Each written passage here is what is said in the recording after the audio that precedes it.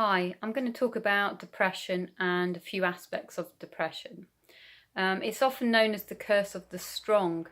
This is meaning people who have taken on a lot in their life and maybe dealt with lots of different stresses or been through a very stressful period. And very often through that stressful period, you actually cope really well. But it's when you're through the other end that very often that depression then hits you. Depression is also often linked to feelings of helplessness or hopelessness. But also with my clients, I've noticed that grief or guilt can be very strongly linked to depression. A feeling perhaps of overwhelm or just a combination of many life events can cause depression. And also there's often a disconnection, maybe a social disconnection or some sort of society disconnection, or just being disconnected to your true self, not being able to express yourself or to be your true self. There can be so many reasons for depression. It's not just one trigger point. And another aspect of depression is when people are diagnosed with clinical depression. And yes, there can be this change within the brain functioning with depression. There definitely is that. But there is a trigger point, there is a starting point. And that starting point could backtrack to even many years ago. So sometimes you have to look at the whole package of what is going on for someone and what has gone on in their past.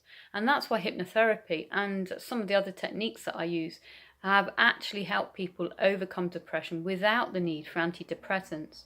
I would never recommend that anybody stops taking antidepressants without the advice and support of their GP. But often people will come to me because they don't want to go on that type of medication. And we can achieve great things. So there is help out there. There are options. There are many holistic options that you can take. It can often be that feeling, like I say, of being disconnected from society or disconnected in some other way. We need balance in our lives on many aspects.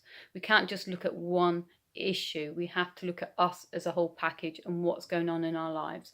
Our work, are we satisfied? Are we really not doing the job that we want to do? And maybe we've always wanted to carry out a certain role in life and we're not fulfilling that. That can definitely be a huge impact on somebody and cause depression. But like I say, there are many ways of overcoming depression, and it often is pieces of a jigsaw, as it is with many issues, and it's not just one thing that's going to resolve it, but it's a combination of things. So you can start to look at what's going on in your life.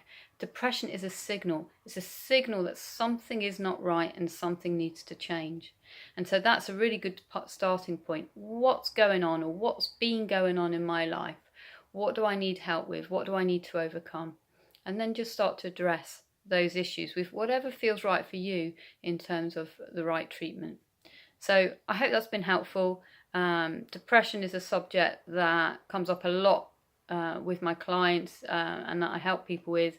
So I've had a lot of experience in working with people with it. So I'll happily answer any questions if anybody does want to email me at ann@hypnotherapy.gg, or have a look on my website www.hypnotherapy.gg. Thank you for listening.